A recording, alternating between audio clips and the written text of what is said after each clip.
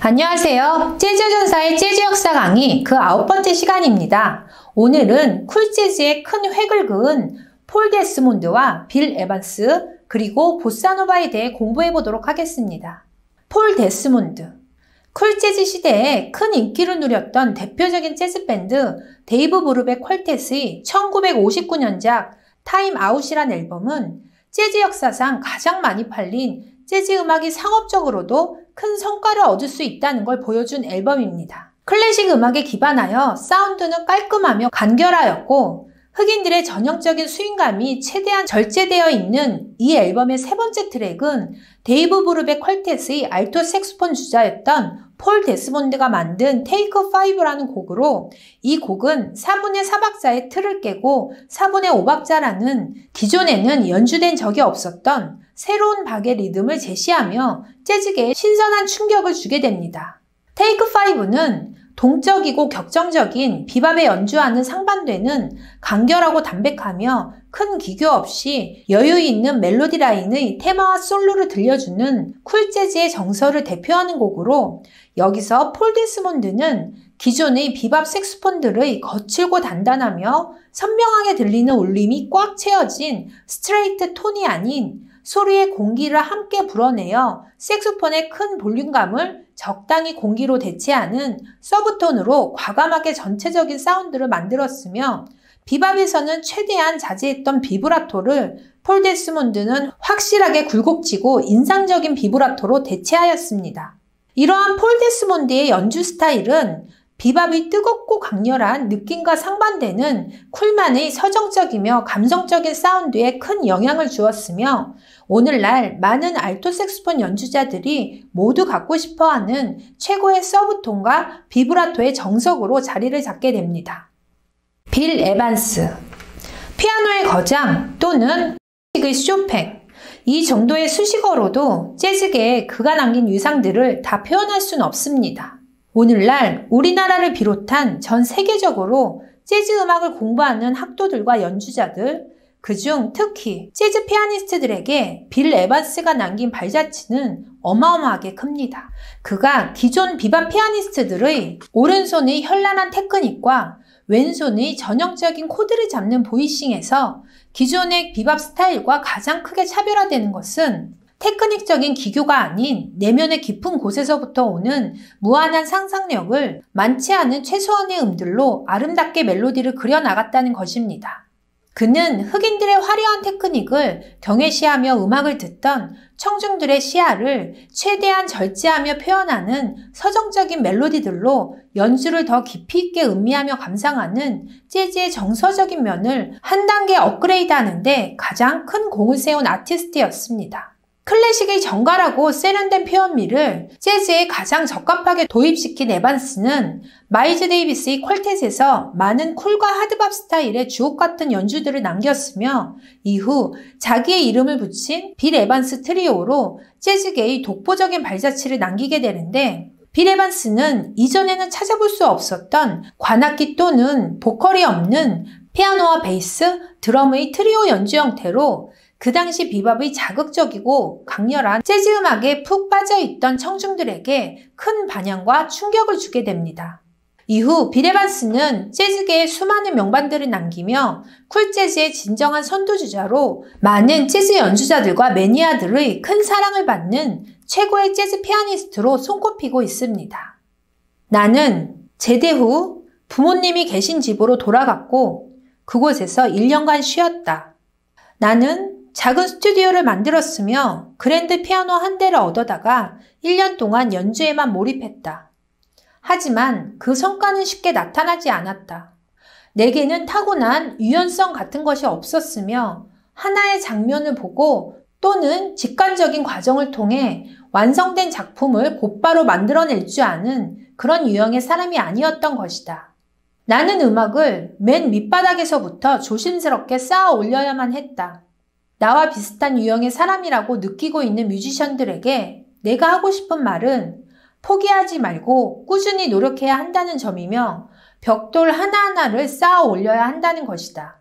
비록 그 과정은 길고도 험하겠지만 그래야 마지막 결과는 좀 더 훌륭해질 수 있는 것이다. 빌 에반스. 이 글은 빌 에반스의 자서전에서 발췌한 글입니다. 여기에서 그가 얘기하는 유연성 또는 순발력은 아마도 흑인 연주자들을 얘기하는 것이 아닐까 싶은데요. 일반적으로 우리가 재즈를 논할 때 지역적으로는 이스트 코스트 동부와 웨스트 코스트 서부로, 음악적으로는 핫과 쿨로, 인종적으로는 흑인과 백인으로 구분짓고 있는데 이렇게 흑인들의 전유물과도 같았던 재즈에 백인들의 쿨재즈가 나오게 된 배경에는 두 가지 이유가 있다고 볼 수 있습니다. 첫째는 도저히 흑인들처럼 연주할 수 없었던 것입니다. 흑인들만이 선천적으로 타고난 본능적인 감각들을 백인들은 결코 표현하지 못했던 것이고, 둘째는 비밥이라는 장르를 탄생시킨 시대적인 배경과 정신에서 비롯된 말초적이며 반항적이었던 비밥의 연주 스타일도 백인들에겐 맞지 않았을 것입니다. 이렇게 인종적인 또 음악적인 한계들로 인해 백인들의 설 자리가 비밥 시대에는 없었을 것이고, 이러한 이유들이 결국은 백인들만이 고유한 서정적인 정서에 클래식적인 사운드가 만나 새로운 스타일의 쿨재즈를 파생시킬 수밖에 없었던 배경이었던 것입니다. 결국 오늘날 재즈가 지금까지 비상업적인 순수 예술의 음악 장르로서 명백히 그 자리를 유지하고 있는 것에는 흑인들의 비밥과 함께 또 다른 재즈의 모습으로 앞으로의 갈 길을 제시해준 쿨재즈가 동시대에 있었기에 가능했던 것입니다. 보사노바와 스탄게츠. 먼저 음악을 좋아하는 사람들이라면 보사노바라는 네 글자가 낯설지 않을 정도로 종종 음악의 리듬별 장르나 스타일을 논할 때 많이 들어본 적이 있을 것입니다. 보사노바는 정확하게 음악의 장르가 아닌 라틴 음악 중 하나에 속하는 리듬이며, 지금 우리가 공부하고 있는 재즈 안에서도 역사적으로 보면 10년마다 스윙, 비밥, 쿨과 하드밥, 프리재즈 등으로 스타일이 나뉘며 발전하는데, 이것은 어디까지나 재즈 역사를 공부하기 위한 장르의 흐름으로 실제로 재즈를 연주할 때 리듬은 크게 두 가지로 나뉘어집니다. 그것이 바로 스윙과 라틴으로, 스윙은 앞에서도 공부한 바와 같이 30년대의 스윙 시대 때 만들어진 재즈의 가장 기본적인 리듬으로, 재즈 음악의 상당 부분은 거의 스윙 리듬이 지배적이라고 볼 수 있습니다. 그리고 라틴은 스윙을 하지 않는 스트레이트 비트의 음악으로 수많은 종류의 리듬이 있는데, 이 중 크게는 두 가지로 남아메리카의 쿠바와 브라질의 민속 전통 음악을 총칭하며 라틴이라고 규정합니다. 쿠바의 다양한 전통 음악들은 아프로 쿠반 그리고 브라질의 전통 음악을 브라질리안이라고 하며, 이러한 남미의 전통 음악들은 그 뿌리를 찾아보면 아프리카의 노예들이 잡혀오기 이전의 원주민들이 즐겨 불렀던 음악에도 영향을 받았겠지만, 대부분은 아프리카에서 남아메리카로 이주한 흑인 노예들로부터 생성된 음악들이라고 볼 수 있습니다. 이를 뒷받침해줄 근거로 서부 아프리카의 원주민이었던 흑인들이 북아메리카의 남부지방과 중앙아메리카 카리브해 연안의 쿠바 지역, 그리고 남아메리카의 브라질에 가장 많이 유입되었다는 역사적인 사실을 들 수 있습니다. 이러한 아프로쿠반과 브라질리안 음악의 리듬에 재즈 연주자들이 재즈적인 요소나 리듬을 함께 결합하여 만든 음악들을 총칭하여 라틴 재즈라 부르는 것이며, 라틴 재즈 안에는 다시 아프로쿠반 재즈, 브라질리안 재즈라는 두 가지의 라틴 리듬으로 나뉘게 됩니다. 이 중 브라질의 토속음악인 삼바에 쿨재즈가 결합된 것이 바로 1960년대 초반에 미국의 전역의 열풍을 일으킨 보사노바로, 이후 보사노바는 브라질리안 재즈로 대표됨과 동시에 대중음악 안의 중요한 하나의 리듬으로 자리를 잡게 됩니다. 삼바는 브라질의 토속 리듬을 기반으로 한 대중음악으로 비교적 다른 음악들의 리듬에 비해 깊은 전통을 갖고 있는 브라질 서민들의 음악이었는데, 당시의 삼바는 강렬한 비트의 빠른 템포감이 특징으로 삼바 음악이 가지고 있는 매력을 원주민들이 아닌 식민 통치를 위해 대서양을 건너온 스페인 계열의 백인들이 즐기기에는 너무 어렵고 난해하였습니다. 이러한 이유로 삼바의 리듬을 최소한으로 약식화시켜 강한 비트의 특징을 없애고 전체적으로 속도감을 떨어뜨린 것이 바로 새로운 삼바의 얼굴인 보사노바였던 것입니다. 이렇게 삼바비트를 좀 더 쉽게 대중적인 리듬으로 만들어 쿨재즈에 감미롭고 서정적이면서 아름다운 선율을 입힌 보사노바 재즈는 전 세계적으로 재즈의 대중화에 크게 기여를 하게 되며 지금까지도 재즈 이외의 대중음악들과 우리나라 가요 등에서도 즐겨 사용되는 하나의 독보적인 리듬으로 널리 사랑받게 됩니다. 그리고 여기에는 꼭 함께 기억해야 할 스탄 게츠와 안토니오 카롤루스 조빔이라는 두 명의 아티스트들이 있는데, 먼저 안토니오 카롤루스 조빔은 스페인 계열의 백인 아티스트로 브라질의 유명한 대중음악 작곡가 겸 피아니스트였습니다.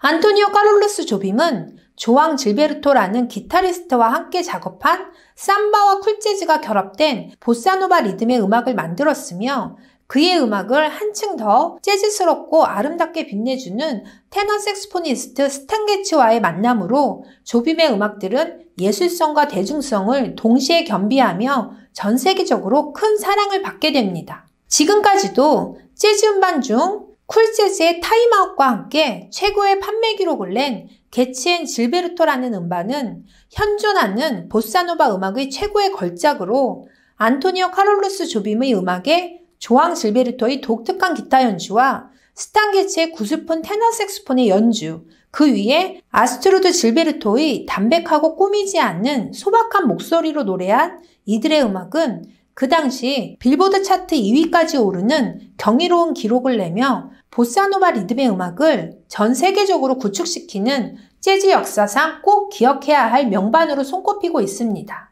달콤하고 아름다우며 감미로운 선율과 자극적이지 않으면서 서정적인 리듬의 보사노바 음악은 테너 재즈 색스폰 스탄 게츠의 연주로 대변될 만큼 스탄 게츠는 보사노바 음악으로 큰 인기와 명성을 얻었는데, 그는 비밥에서의 호방하고 거친 톤의 흑인 테너 주자들과는 확연하게 다른 쿨재즈 스타일의 연주법으로 차별화를 두었습니다. 테이크 5의 폴 데스몬드 음색이 알토 색스폰 서브톤의 정석이라면, 스탄 게츠가 보사노바 음악에서 들려주는 서브톤과 그의 감미로운 연주는 테너 색스폰이 표현할 수 있는 최고의 서정적인 아름다움일 것입니다. 여기까지 오늘은 재즈 여전사와 함께하는 재즈의 역사 9번째 시간이었습니다. 지금 이 영상이 좋으셨다면 좋아요와 구독을 꾹 눌러주세요.